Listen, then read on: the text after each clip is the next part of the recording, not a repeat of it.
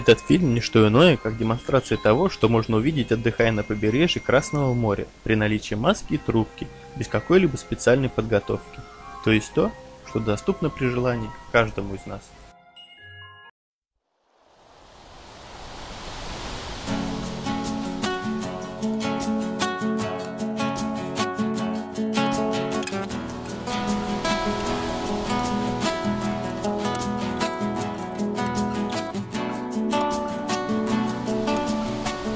И вот перед нами стая желтоточных каранцев. Это субтропическая и тропическая рыба, известна также как король рыба, гигантская король рыба, джек, карампси, турум и улус. Каранцы относятся к большому семейству ставридовых. Это древняя рыба, ее кости находились в толще грунта эпохи раннего палеогена примерно 60 миллионов лет назад. Охотятся крупные каранцы в основном на мелкую рыбу, реже на ракообразных и головоногих моллюсков. Иногда в желудках гигантских ставрид находят мелких черепах и даже некрупных дельфинов. Как правило, охотится рыба одна.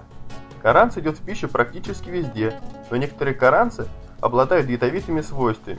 Мясо этих видов, в особенности икра и печень, могут вызывать при употреблении человеком в пищу тяжелые заболевания. Сигуатеру, иногда кончающиеся смертью больного. В качестве ядовитых каранцев указывают черного каранца, а также гавайского.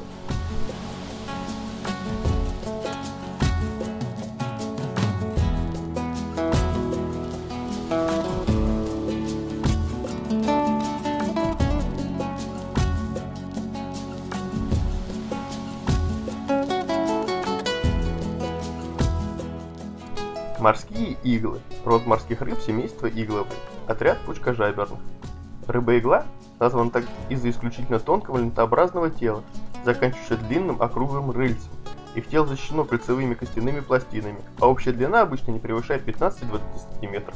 Питается мелкими ракообразными, которых проглатывает, засасывая воду.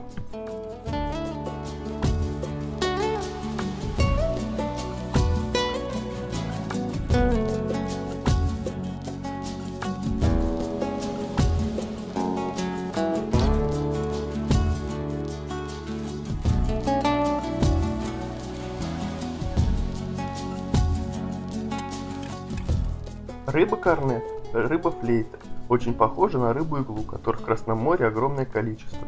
Ее размеры достигают до 2 метров, обитает в прибрежных водах, охотится в одиночку либо небольшими группами. Это морской хищник, питается мелкими раками и небольшими креветками.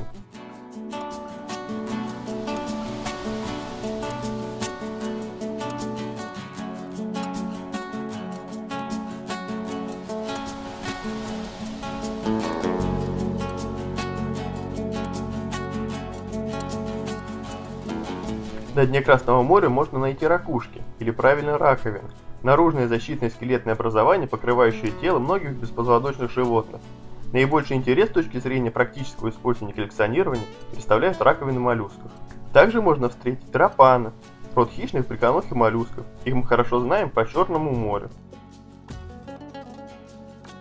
А это песчаный доллар, напоминает плоский диск, обтянутый бархатом, с украшением в виде пятилепесткового цветка в центре.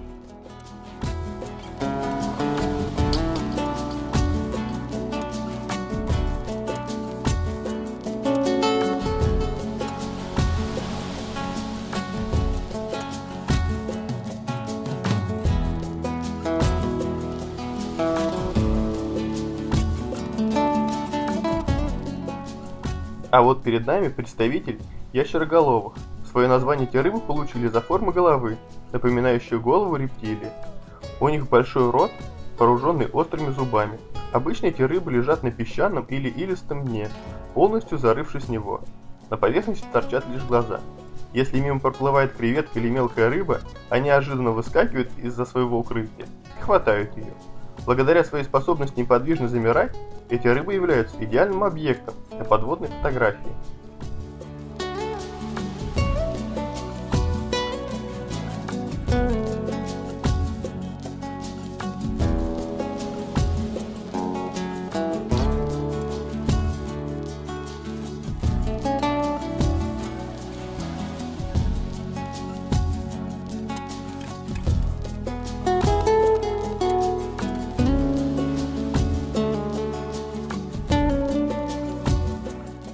Также ящероголовок можно встретить в ночное время, если пройтись вдоль береговой линии с фонариком. Их можно увидеть на камнях.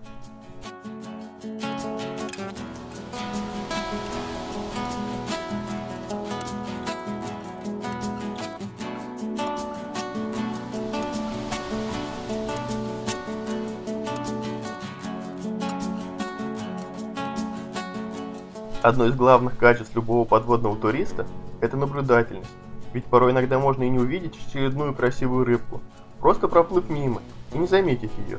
Вы спросите, разве такое возможно? А давайте с вами посмотрим сами.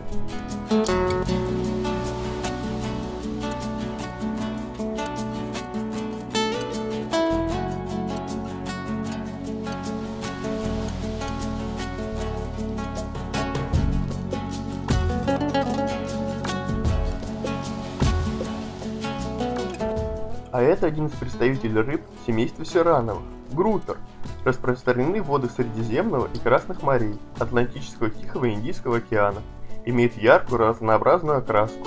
На темном фоне небольшое количество ярких пятен, полос, точек, причем окраска группера меняется в зависимости от его настроения.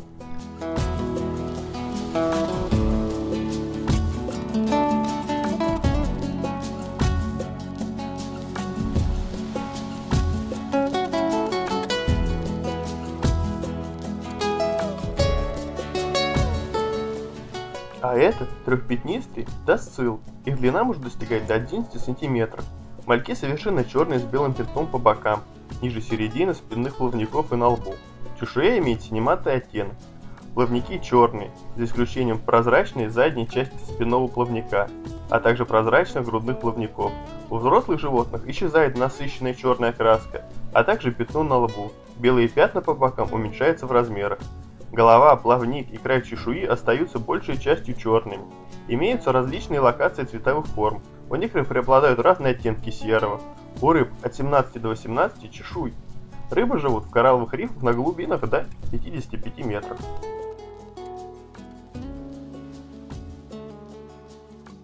Днем осьминоги прячутся в расщелинах скал, поэтому увидеть крайне сложно. Наиболее благоприятное время для поиска осьминога – это ночь, они подходят к берегу для охоты.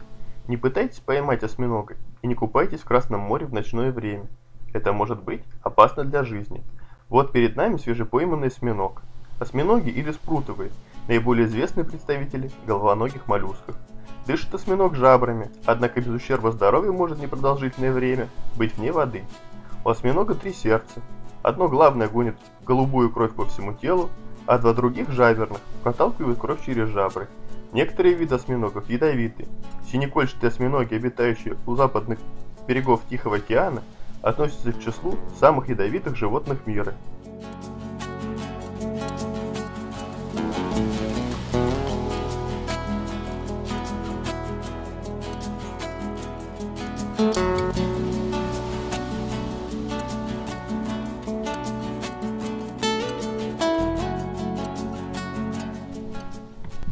Изучив этого морского обитателя, мы отпускаем его в море, и уже через несколько секунд он скрывается в глубине.